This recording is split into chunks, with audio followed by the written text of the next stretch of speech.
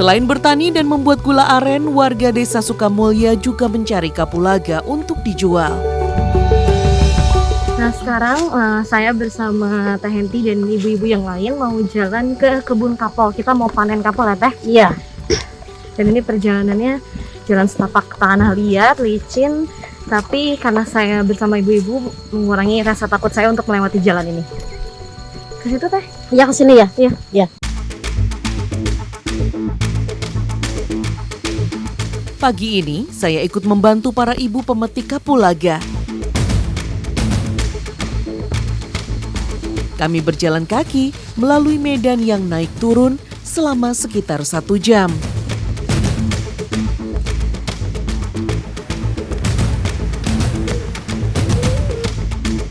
Para buruh tani ini harus memanen kapulaga di kebun milik Pak Iman seluas kurang lebih 1 hektar. Dalam setahun, kapulaga bisa dipanen hingga 4 kali dengan hasil sekitar 7 kuintal. Buah kapulaga dipetik dan dikumpulkan dengan cara merangkak. Baru beberapa saat memanen saja, punggung dan pinggang saya sudah terasa sakit.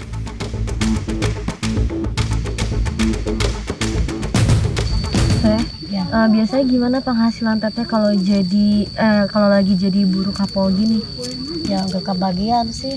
Kan saya itu kalau buruh ya di sini suka ngambil dulu ke warung itu makanan saya bekal. Jadi kalau buat bayar utang itu nggak kebagian. Jadi cuma buat bayar utang doang, akunya nggak kebagian gitu. Kalau sedikit. Terus buat nutupin kekurangannya pakai apa Teh? Ya nggak pakai apa-apa. Nggak ada lagi. Kalau ini kurang ya nggak ada. Diam aja. Kami harus memilih buah kapulaga dengan bunga yang mulai rontok. Itulah tandanya buah ini siap dipetik. Kami juga harus selalu waspada dengan kemunculan serangga beracun atau bahkan ular saat merangkak-rangkak di kebun seperti ini.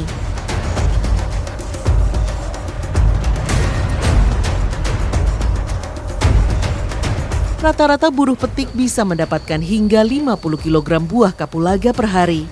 Upahnya Rp1.000 per kilo. 29.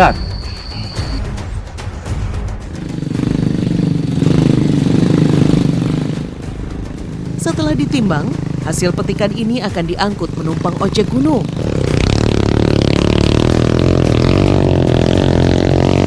Meski cukup tangguh menghadapi medan jalan yang ekstrim, tetap saja para pengojek harus ekstra hati-hati.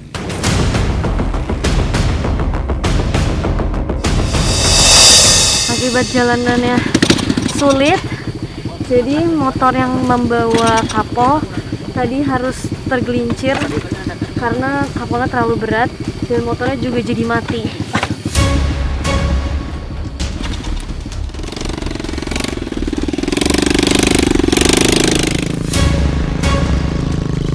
Agar sanggup menaklukkan medan, motor ojek gunung pun dimodifikasi. Dengan memasangkan rantai di bagian roda. Tinggi gear motor juga diganti dengan ukuran 45 mm untuk bagian belakang dan 8 mm untuk gear bagian depan. Ongkos ojek gunung biasanya ditetapkan berdasarkan berat beban yang diangkut. Per kilo muatan dihargai antara Rp700 hingga Rp1.000 untuk jarak tempuh tertentu. Harga yang minimalis untuk sebuah perjalanan yang sangat beresiko.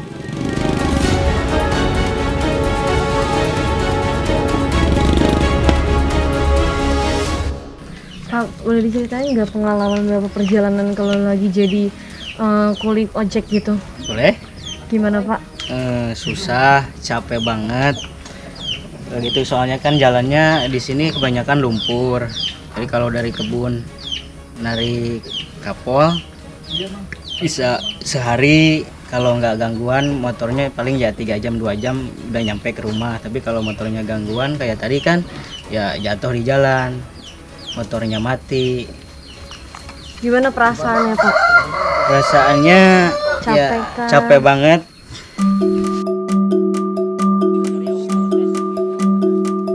Sebelum dijemur, kapulaga harus menjalani proses pemotesan atau memisahkan buah kapulaga dengan sisa batang dan kulit luarnya.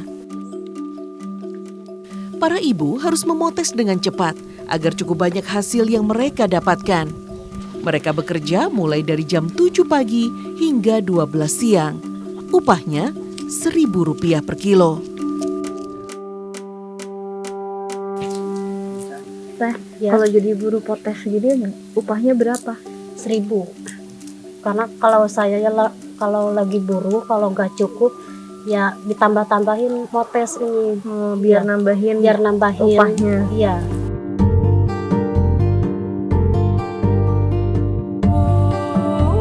Buah kapulaga baru bisa dijual dalam kondisi kering agar harganya lebih bersaing.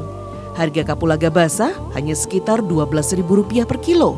Tapi dalam kondisi kering harganya bisa meroket hingga Rp110.000 per kilo. Dengan cuaca terik butuh waktu 7 hari untuk mengeringkannya. Setiap 1 kilo kapulaga basah akan menyusut menjadi 2 ons saja saat kering. Sayangnya, harga kapulaga di pasaran seringkali naik turun. Sekarang misalnya hanya Rp80.000 per kilo. Biasanya saat harga turun, Pak Iman tidak akan menjualnya dulu, sembari menunggu harga kembali naik. Tapi saat ia tidak lagi punya simpanan uang untuk membayar para buruh, ia akan menjual rugi stok kapulaganya.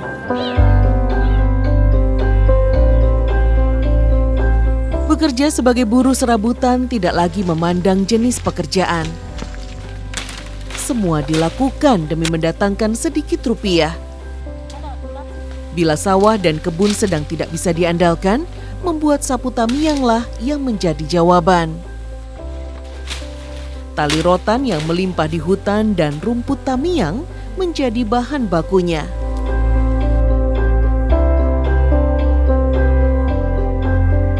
Bersama Teh Henti, Teh Wina, dan Teh Ai, saya ikut berjalan kaki menuju kebun Omen.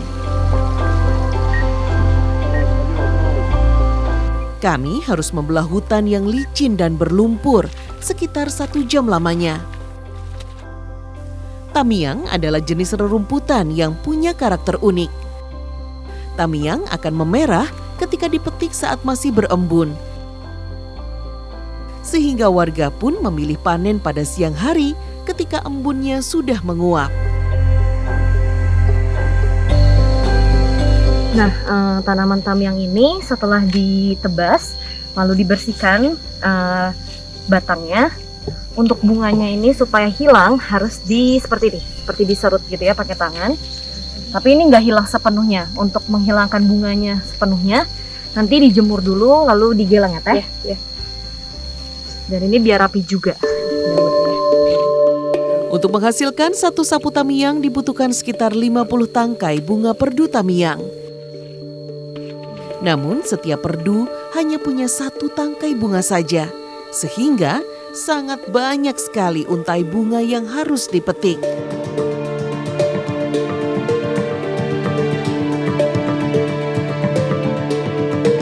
Tamiang yang sudah dipetik harus dijemur dulu hingga kering, sehingga lebih ulet saat dibentuk menjadi sapu.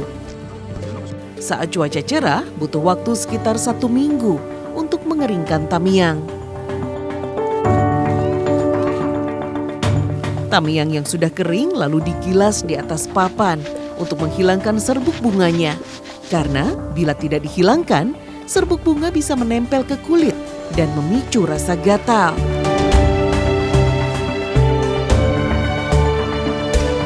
Nah, ini daun tamiangnya lagi digelang. Tujuannya untuk menghilangkan bunga-bunga yang tadi ada di ranting-ranting ini. Karena yang akan digunakan adalah rantingnya ini untuk jadi sapu.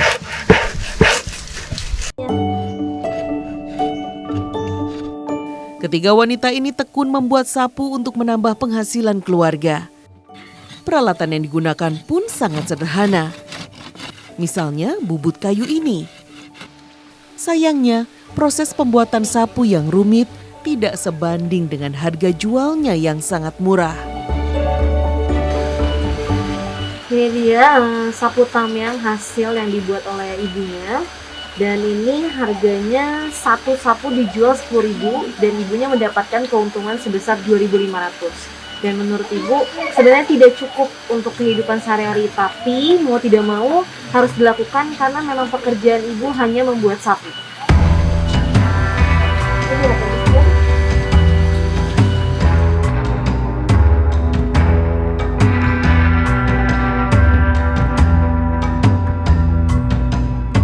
Teh Ai dan kawan-kawan biasa memilih pengepul yang terdekat demi mengirit biaya transportasi. Satu buah sapu dihargai Rp10.000.